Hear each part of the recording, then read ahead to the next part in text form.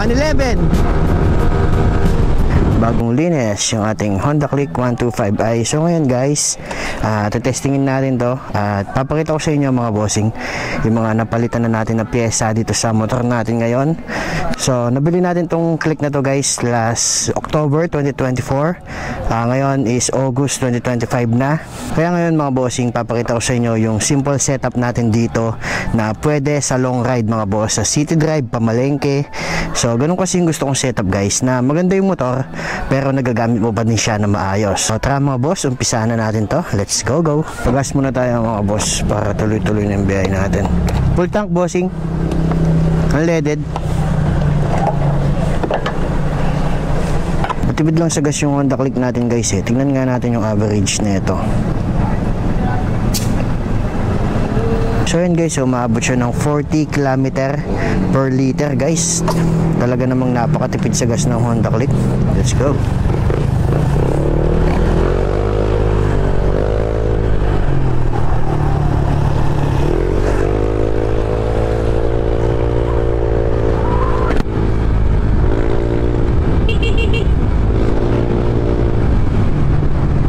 Grabe yung lutong ng pipe natin ngayon guys. MT8 pipe, lutong.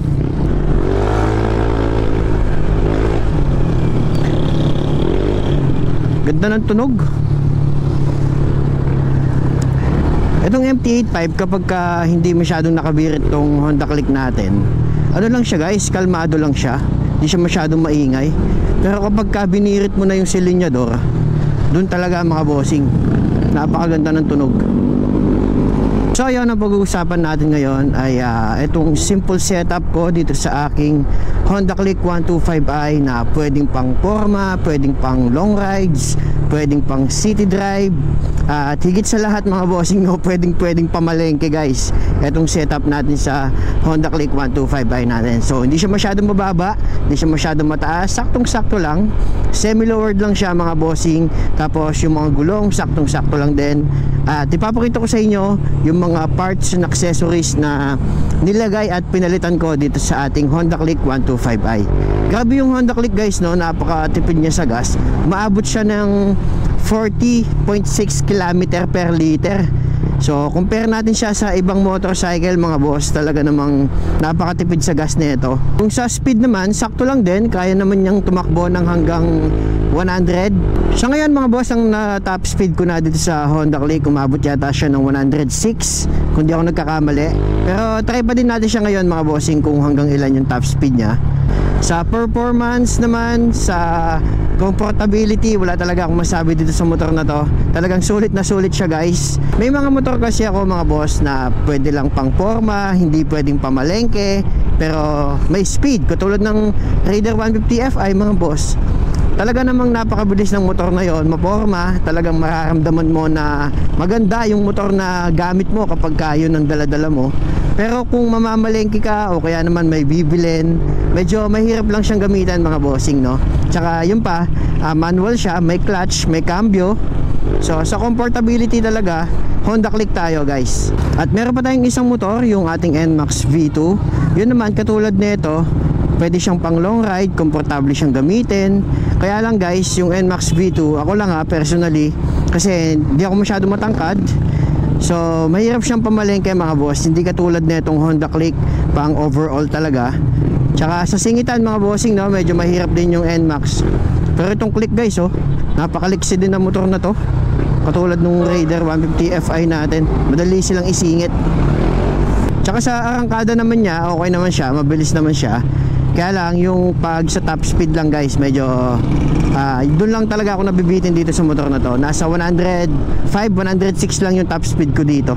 Ganun pa man, lahat naman ng motor may pagkakaiba-iba. Depende na lang talaga kung saan mo siya gagamitin.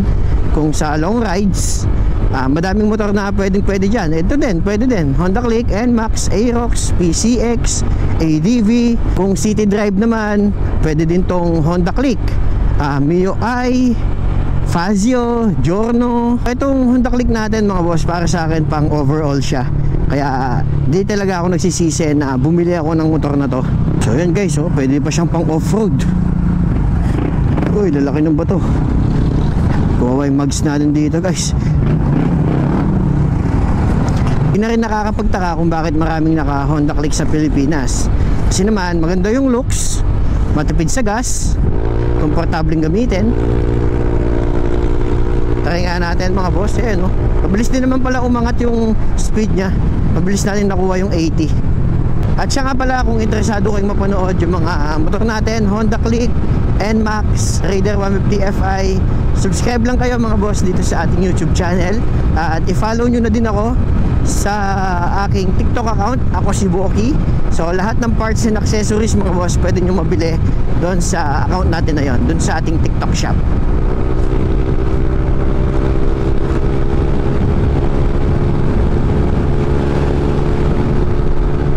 $100, $101.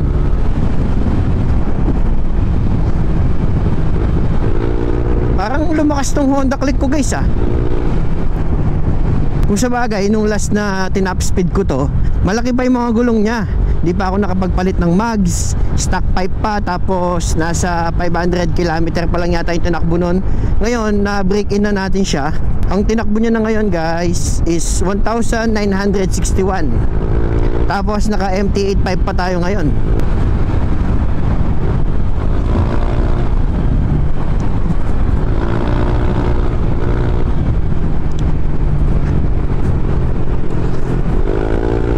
Kahit sa bankingan guys, pwede din to. Ganda, ganda ng Honda Click. Bilis din pwede na rin talagang pang long ride to. Dito sa setup natin sa motor na to, hindi ko alam kung anong tawag dito pero naka Bomb X mags naman tayo. Kaya lang hindi pasok yata sa Indo concept yung gulong na nilagay ko kasi medyo nililitan ko siya ng konti. Mamaya guys, papakita ko sa inyo yung itsura ng Honda Click at comment na lang kayo mga bossing kung anong tawag sa build na to. So kung ano kasi yung gusto kong pyesa, yun ang nilalagay ko Ang gusto ko naman kapag pinopormahan ko yung mga motor ko, gusto ko yung ready talaga siya sa long drive, para hindi lang siya basta maganda, pwede rin pang biyahe talaga. Hindi ko kasi gusto yung ibang setup na maganda nga yung motor, kaya lang hindi mo naman siya magamit nang kunyari may biglaan ride bukas.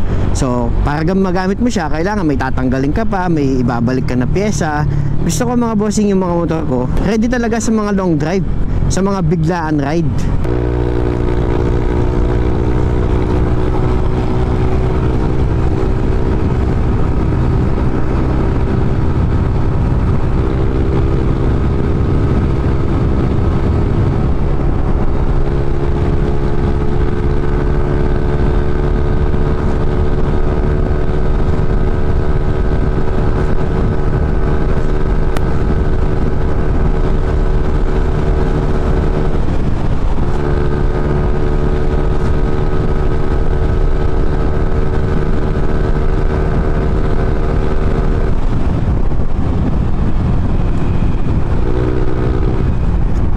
Kaya niya pa guys, kaya niya pa mga bossing, kaya lang paliko na yung daan pero meron pa siya nun, kaya niya umabot ng hanggang 110. Ganda ng Click mga boss. 45 minutes na tayo bumabiyahe pero di pa ako nakakaramdam ng ngawit. Ganda niyang gamitin, sa niyang gamitin mga boss. Let's go.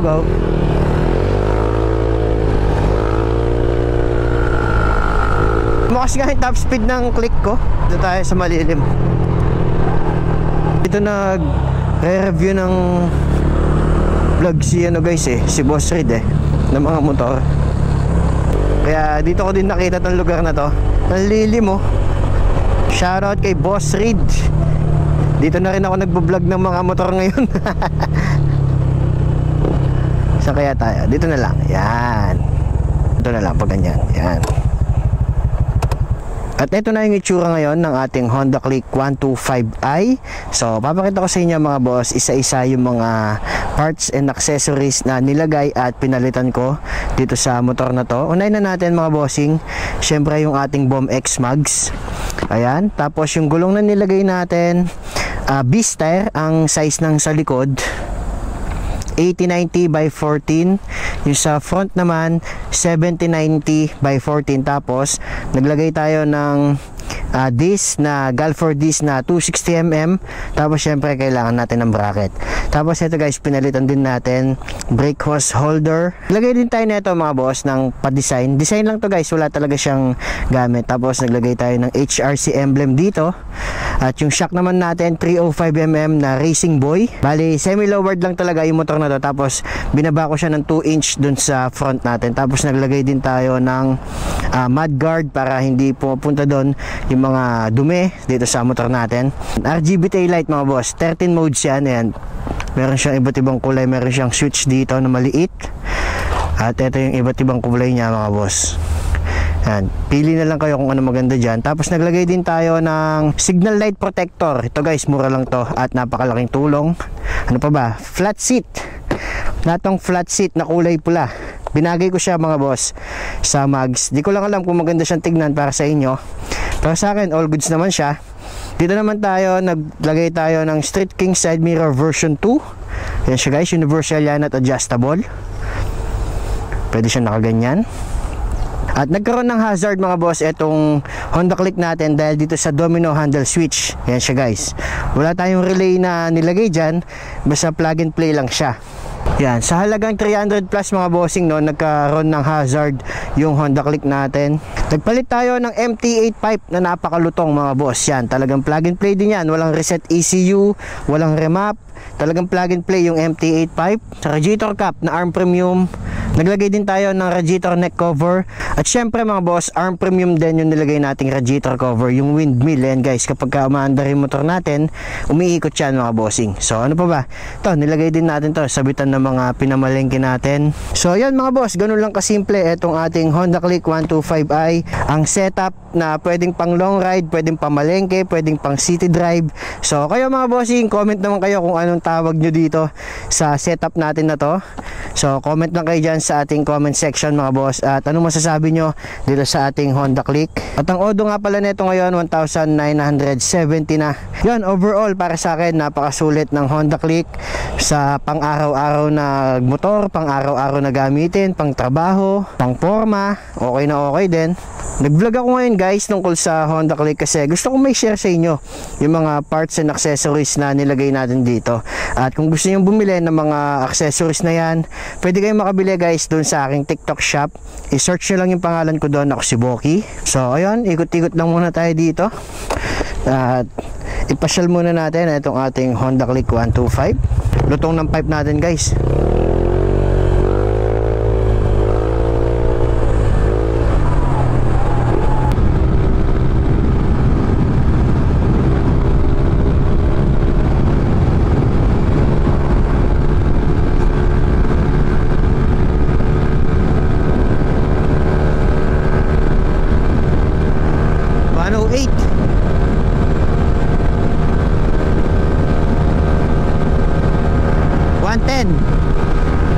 Lakas ah.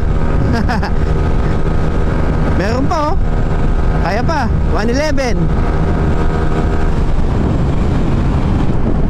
Pwede na guys.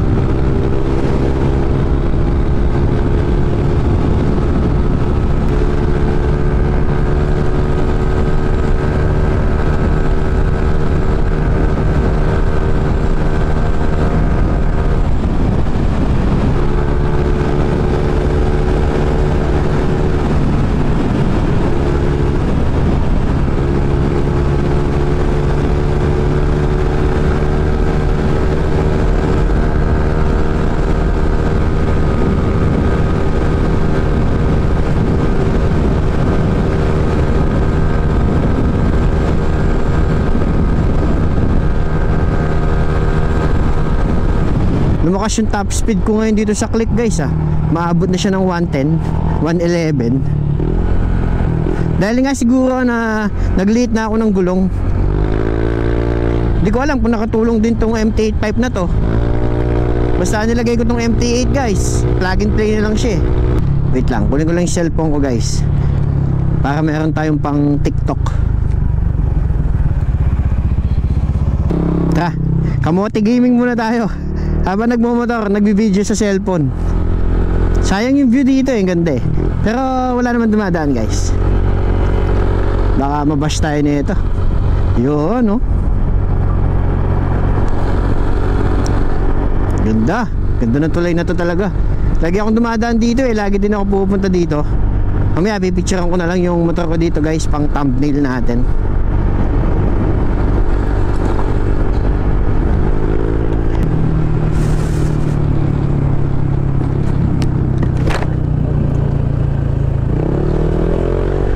Kala ko harangin ako eh. Pahinto na pa naman ako.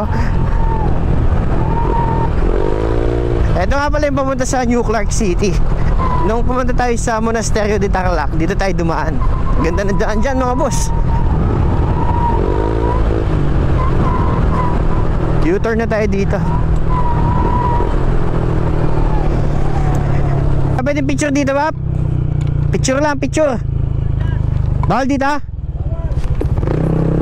Sige.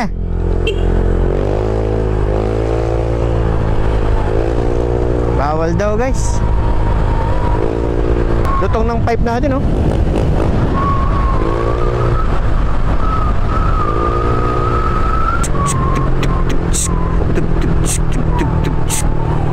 Dito na lang, dito na lang.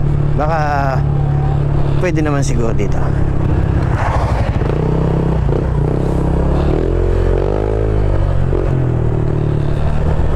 Ngayon naman magpapauwi na ako at hanap lang ako ng pang-ulam. Drive-thru na lang siguro mga boss. At papakita ko sa inyo kung gaano ka-komportable yung Honda Click natin kapag may bibilin kayo. Dito ako madalas mag-vlog guys sa Clark, Pampanga. Kasi maganda yung lugar dito. Malinis. Tapos dahil nga malinis, maganda yung kapaligiran. Maganda sa camera yung mga video mga boss. Kaya dito ko din napipili talaga. Tapos kapag gusto mong mag top speed kahit paano, maluwag yung daan, wala masyadong sasakyan, tahimik. Kahit mag-vlog ka lang sa mga tabi-tabi na yan mga boss. Lalo na kung ang vlog mo nag-review ng mga iba't ibang motor, pwedeng pwede ka dito mga boss. Nag-vlog kanina, tingnan nyo naman kung gaano tahimik. May kalsada siya pero walang dumadaan. Diyan oh.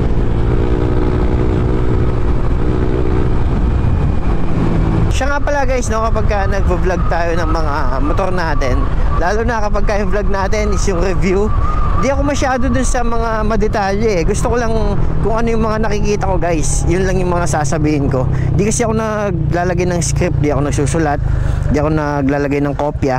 Basta kung ano lang yung nakikita ko guys at yung on the spot, yun lang tayo. Lakas! Lakas ng muffler ni bossing ah.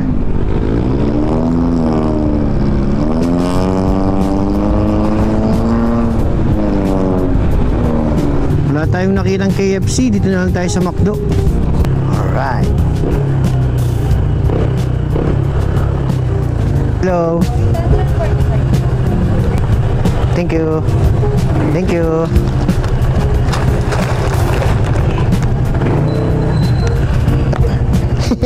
Nagmamadali ako na te. Sorry.